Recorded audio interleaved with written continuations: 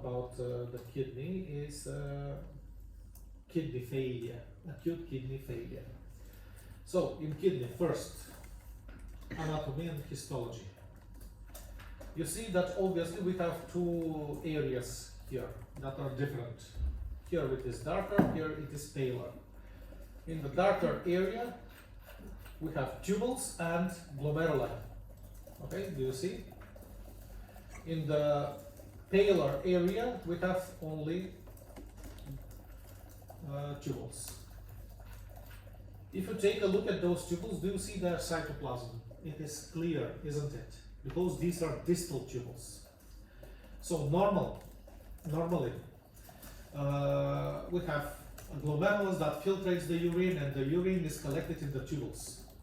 In the proximal part of the tubule, we have reabsorption of nutrients, fats, or proteins, or carbohydrates that pass the glomerular filter. They are reabsorbed, okay? And at the distal part of the tubules, we have reabsorption of water, okay? As we have reabsorption of water in the distal tubules, their cytoplasm appears clear, because it is full of water. In the proximal tubules, okay, do you see the cytoplasm?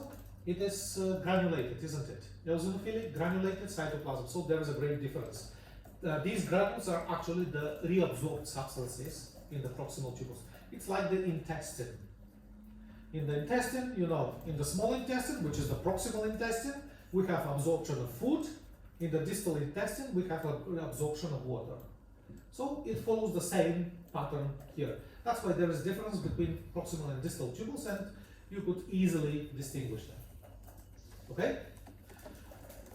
But here there is a problem in this part of the kidney. Do you see the glomeruli?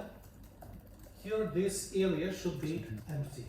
This is the Bowman space, and it should be space, clear, empty space. But here it is full of these proteinous substance. Do you see? And also you could see the Bowman's capsule cells. Pay attention to those Bowman's capsule cells. You see the Bowman's capsule is very thin, and there's only one layer of cells. In the other condition, in the other specimen, you will see the thickness of that Bowman's capsule. So I want you to remember this appearance here. So obviously something happened to that glomerulus. We have change of the filtration of that glomerulus, and it have filtered these proteins here. So there is something wrong here. And also you could see what is wrong here, because in some of the tubules you could see that brown pigment. Do you know what this brown pigment is? It is actually bile. It is bilirubin. Actually, this patient has liver failure, and the retention of bile and the retention of bilirubin actually in the blood is well, that bilirubin is filtered through the kidneys, and it gets stuck in the kidneys. It actually obstructs the kidneys. It is a toxic substance that is toxic to the glomeruli and also to the tubules, and that's why this patient has a kidney failure. So these pigmented substances, they are in the tubules, and actually they obturate them. That's why the patient doesn't urinate. There is anuria, oligo and anuria. And also those toxic substances kill some of the tubular epithelial cells. Okay, do you see, for example, in this tubule, well, here we have one cell with a nucleus, and in the other cells the nuclei are gone. Okay, that means that these cells are necrotic. So actually we have necrosis of the epithelial cells of proximal tubules, whilst the distal tubules are actually intact. Okay, let's take a look again at the distal tubules. All of the cells here, they possess nuclei, don't they? Okay, so this isolated necrosis of only proximal tubules, it is defined as acute tubular necrosis, and this is the equivalent for acute renal failure. Okay, this is the morphological equivalent of acute renal failure. So in this case, we have acute renal failure. Acute renal failure can be due to some cardiac causes.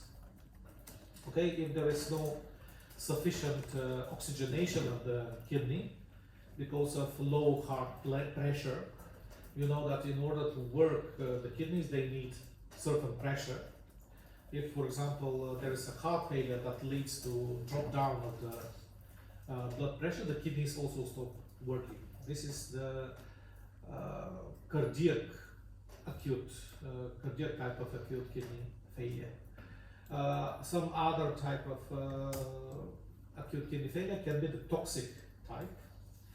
Well, this is somehow toxic type of acute kidney failure. This toxic type can be due to some toxins, endogenous or exogenous. For example, carcoolant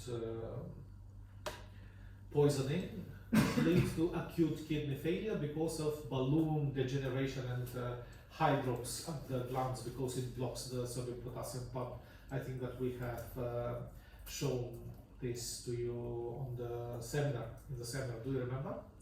And here you have liver failure with retention of those bile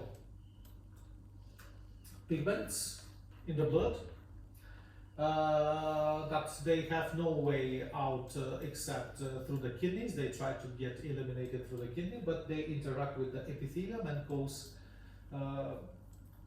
toxic injury to the proximal tubules. They don't even reach the distal tubules, and that's why there is acute renal failure. This is what we call hepatorenal syndrome. You have heard about the hepatorenal syndrome, haven't you? So if there is a hepatic failure, there is always renal failure as well. Okay, so that's what is acute kidney failure.